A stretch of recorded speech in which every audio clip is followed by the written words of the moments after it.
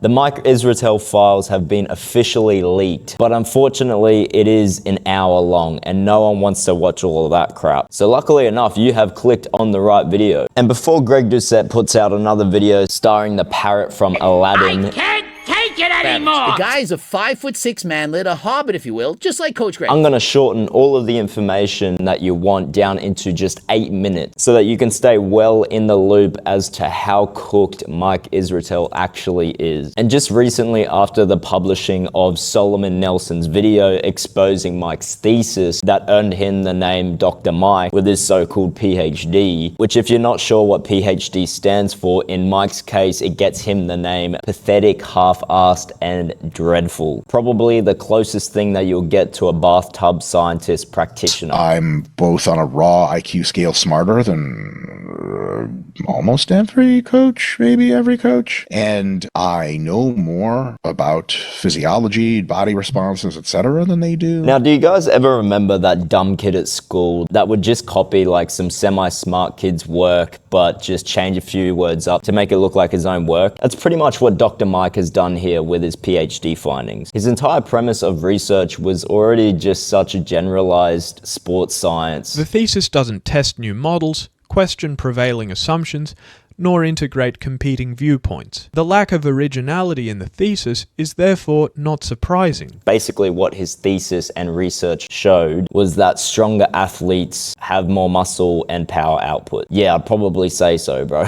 And these findings then entail that more powerful, aka stronger athletes can jump higher and also sprint faster. Yeah, you can probably guess that it does. Perhaps unsurprisingly, these results largely aligned with conventional sports science assumptions that leaner, stronger, and more muscular athletes tend to perform better in key physical domains. And then with those two things, when you combine being more muscular and a lower body fat, this then makes you perform better with these sport characteristics. Yeah, to be honest, Mike's ending statement in his thesis should have been probably this, minus Mike's spelling mistakes. If you hold more muscle and stay a leaner body fat, you're better at stuff.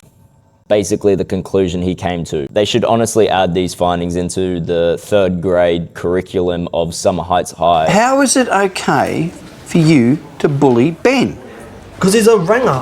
A what? Or Hogwarts School of Magic, because this is some seriously class research that needs to be shoved down some science-based garglers' throats immediately. Now, before you little Mike Israetel fans come at me and say, oh, you're just a Mike hater as he has so much more credibility and he looks so much better you at 40 years old. This is the bloke that you're digesting science-based information from. A soft drinking addict, and yes, I know he drinks 0 sugar soft drinks, but brother, just drink water. I drink a lot of diet soda. Why? 2 reasons. Diet soda is delicious. And a lot of people ask me why I drink so much diet soda. Because it's a liquid, it's fizzy, and feels nice to drink. A guy that seems to love to soft launch his male attraction, even though he supposedly has a wife. You know, Tom Hardy is not only incredibly handsome, but is also an incredibly talented actor. Is also, I just want to meet him. I just want to be around him. I wonder how he smells. Do you guys ever think things like that? I don't.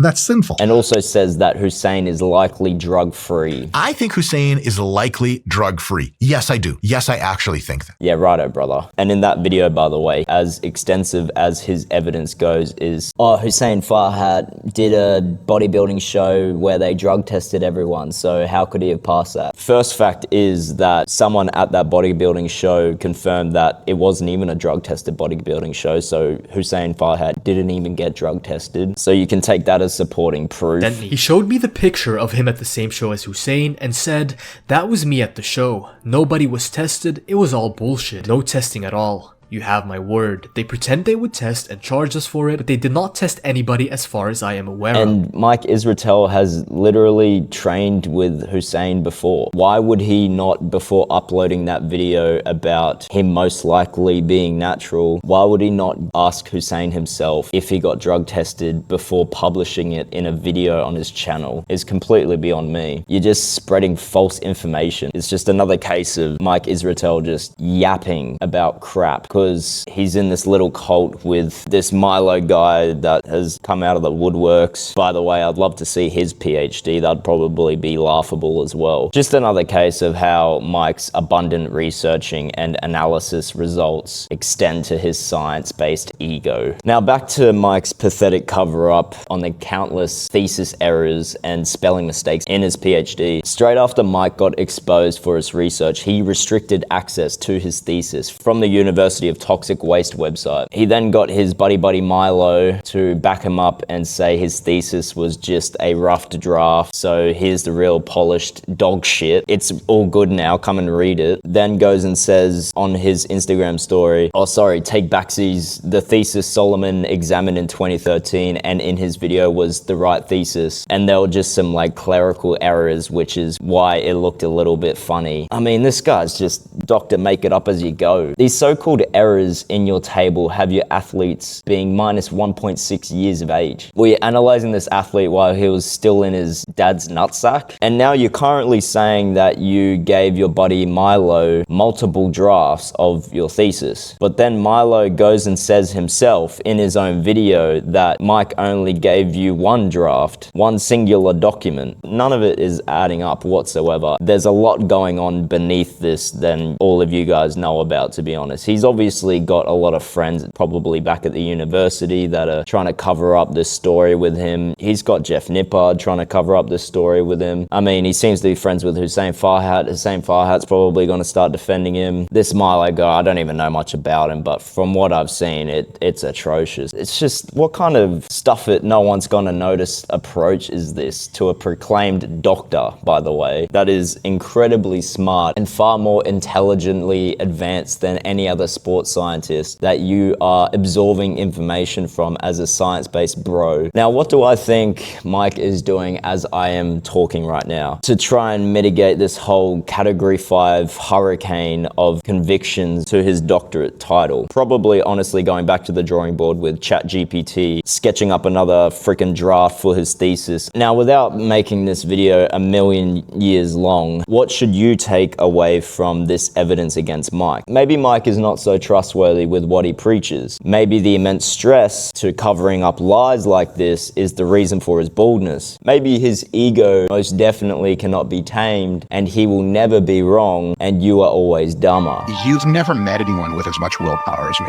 And whatever it is you think you're good at in your life, I'd probably take about a year and become an authority in the field in which you think you're good. I'm both on a raw IQ scale smarter than almost every coach. Now, in the fitness world at the moment, we have far more than enough people faking credentials and trying to make out that there's some proclaimed fitness guru that knows information that you just can't perceive and comprehend, and then selling their shitty coaching courses and fitness guides, products that are not there to help you whatsoever. They're there to make them money. This is the fitness industry at the moment, and it reeks of unauthenticity. Dr. Mike has absolutely no legs to stand on to be calling himself doctor after this. I know on his stories, and he's come out with a video which we might watch. It wasn't even Dr. Mike that published this. It was his freaking pet dog published this responding video. I have no idea why it is on Milo's channel. It should be on Dr. Mike's channel, but obviously he doesn't want any more people seeing this than there already has been. This honestly makes East Tennessee State University's credibility look like toilet paper, and how they've approved this tragedy of a thesis and published it is beyond me. Anyway,